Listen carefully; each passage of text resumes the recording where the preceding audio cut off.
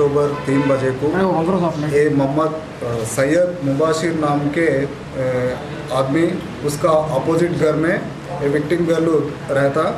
उन दोनों घर में परिचय है। ये परिचय के अनुसार उन्होंने 13 तारीख को उसको बुलाया, विक्टिम गर्ल को बात करने के लिए बुलाया। उसके बाद उन्होंने फर्स्ट फ्लोर को उसको फोर्सबुल लेकर कर ये विक्टिम गर्ल को उन्होंने बलात्कार करा। उसके बाद उन्होंने भाग गया। विक्टिम गर्ल घर को जाके उसका पेरेंट्स को बताया ये इंसिडेंट के लिए।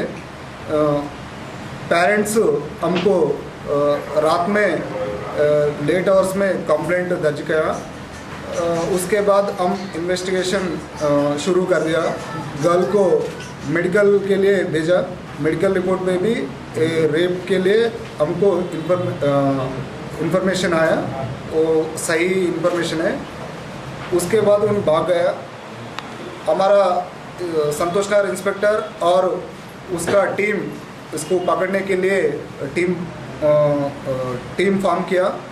आज 4 बजे को उसका घर में ये सैयद मुबाशिर को हम पकड़ कर उसको आज अरेस्ट कर दिया। ఏసీ మెకానిక్ అంట 13వ తారీఖు నాడు మాకు ఒక రేప్ సంఘటన జరిగినట్టుగా మాకు ఇన్ఫర్మేషన్ వచ్చింది। ఆ విచారణలో ఏం తెలిసిందంటే 13వ తారీఖు నాడు 3 గంటల ప్రాంతంలో సయ్యద్ ముబాసిర్ అనే వ్యక్తి తన అపోజిట్ ఇంట్లో ఉన్న అపోజిట్ ఇంట్లో ఉంటున్న మైనర్ బాలికను తన ఇంటికి మాట్లాడదాము, కొంత పని ఉందని పిలిచిన వెంటనే ఆ అమ్మాయి కూడా వచ్చింది। వచ్చిన వెంటనే ఇతను మాట్లాడదామని చెప్పి బలవంతంగా తన రూమ్లోకి తీసుకెళ్ళి అమ్మాయి పైన బలాత్కారం చేశాడు। బలాత్కారం చేసిన వెంటనే అమ్మాయి తన ఇంట్లో చెప్పేసింది। చెప్పిన తర్వాత వాళ్ళు కొంత మాకు లేట్గానే సమాచారం ఇచ్చారు, అంటే కంప్లైంట్ చేయాలా వద్దనుకొని 3 గంటల అయిన తర్వాత లేట్ అవర్స్లో మాకు కంప్లైంట్ ఇచ్చారు। మేము వెంటనే ఇమీడియట్గా అమ్మాయిని మెడికల్ కోసం పంపాము। మెడికల్ రిపోర్ట్లో కూడా ఈ బలాత్కారం జరిగినట్టుగా మాకు ప్రాథమిక సమాచారం అందింది। దాని ఆధారంగా ఈ ముబాసిర్ను ఇతను బలాత్కారం జరిగిన వెంటనే పారిపోయాడు, అందుబాటులో లేకున్నాడు।